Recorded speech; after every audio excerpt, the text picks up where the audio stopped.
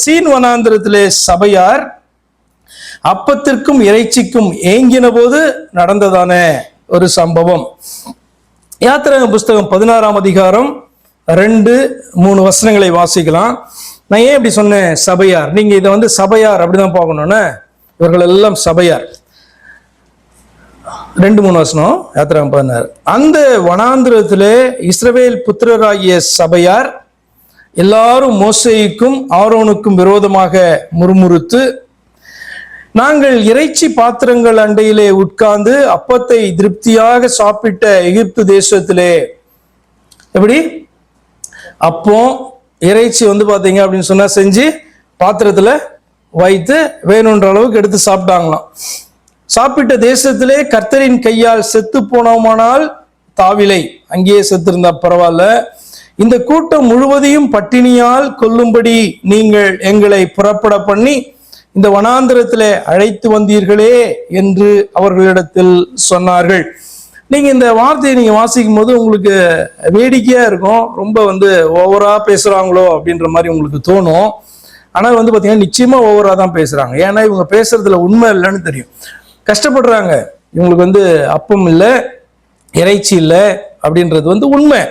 ஆனால் அந்த முறுமுறுப்பு எவ்வளமாய் வருது அப்படின்னு சொன்னா, எங்களை கொல்லும்படிக்கா இங்க நீங்க கொண்டு வந்தீங்க, பட்டினியினால் கொல்லும்படிக்கா நீங்க கொண்டு வந்தீங்க அப்படின்னு. அதுக்காக கொண்டு வந்தாங்க ஆண்டவர்.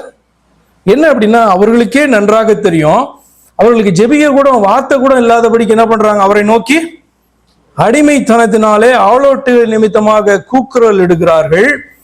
அவர்களுடைய சத்தத்தை ஆண்டவர் கேட்கிறார். ஆபிரகாமோடு கூட பேசினோம் அல்லவா, 400 வருஷத்துக்கு அப்புறம் இந்த ஜனங்களை நான் விடுதலையாக்கி கொண்டு வருவேன் என்கிறதான அந்த வாக்கு தத்துவத்தை நினைவு கூறுகிறார். நினைவு கூர்ந்து பாத்தீங்கன்னா, ஒரு மனுஷனை அழைத்து நீ எங்க போ, அவன் போக மாட்டேன்றான். உன் அண்ணன் வரான்ல, அவனையும் கூட்டிட்டு போ, நான் உங்களோடு கூட இருப்பேன், நான் உங்களை கூட இருந்து அவர்களை அழைத்து வருவேன் அப்படின்லாம் சொல்லி என்ன பண்றாரு, ஆண்டவர் அழைத்து வந்தார்.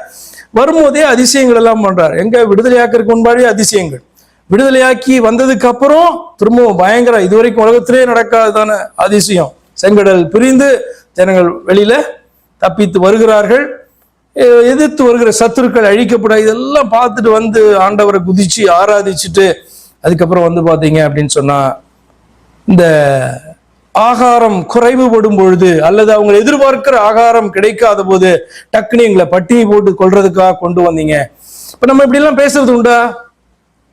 சில நேரங்களில நம்ம இப்படிப்பட்ட வார்த்தைகள் நம்முடைய வாயிலிருந்து வருகிறதா? நமக்கு நல்லா தெரியும் நம்ம பேசுற வார்த்தை சரி கிடையாது, கோபத்துல எரிச்சல்ல அந்த வார்த்தைகள் வருகிறது என்று நமக்கு தெரியும். அப்ப இதெல்லாம் நீங்க வாசிக்கும் போது இதெல்லாம் பாத்தீங்கன்னா, முக்கியமா வீட்டுல காணப்படுகிறதான ஸ்திரீகள், அம்மா மாருங்க, பிள்ளைங்க கஷ்டப்படுத்துறதான இந்த காரியங்கள் நிமித்தமாக சில வார்த்தைகள்லாம் வருது இல்லையா? என்ன வார்த்தைங்க? இப்படிப்பட்டதான நெகட்டிவான வார்த்தைகள் வருமானால், இன்னும் உங்களுக்கு நல்லா தெரியும் பிள்ளைகள் அதற்காக ஆண்டவர் உங்களுக்கு தரல. உங்களை பாத்தீங்கன்னா இந்த எது நிமித்தமாக கர்த்தர் ஆசீர்வதித்து வைத்திருக்கிறார், இந்த நிலையில வைத்திருக்கிறார், எல்லாம் உங்களுக்கு தெரியும். ஆனா கொஞ்ச நேரம் உண்டாகிறதான அந்த கோபம் எரிச்சல்ல வருகிறதான அந்த நெகட்டிவ் வேர்ட்ஸ் பாத்தீங்கன்னா, இந்த இடத்துல நீங்க வாசிக்கும் போது இங்க அறிந்து கொள்ள முடியும். நன்றாக தெரியும், அவங்களுடைய கான்சியஸ்ல தெரியும் இவங்க பேசுறது தப்பு, இங்க பட்டினினால கொல்றதுக்காக புறப்பட பண்ணல அப்படின்னு தெரியும். ஆனால் இப்ப இருக்கிறதான சூழ்நிலை நிமித்தமாக அவர்கள் பாத்தீங்கன்னா முறுமுறுக்கிறார்கள்.